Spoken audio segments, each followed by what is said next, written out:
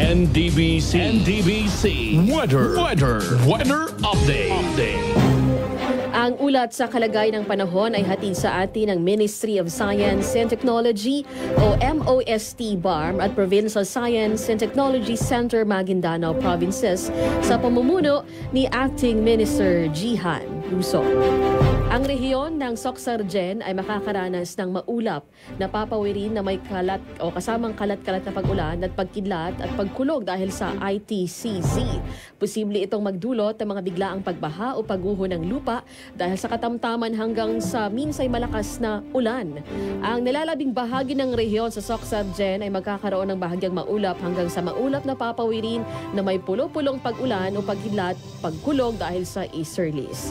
Posible itong magdulot ng mga biglang pagbaha o pagguho ng lupa sa tuwing may panahong severe thunderstorms. Mahina hanggang sa katamtaman ng iiral ng ihip ng hangin na nagmumula sa timog kanluran hanggang sa timog silangang direksyon at ang alon sa mga baybaying dagat ay magiging banayad hanggang sa katamtaman.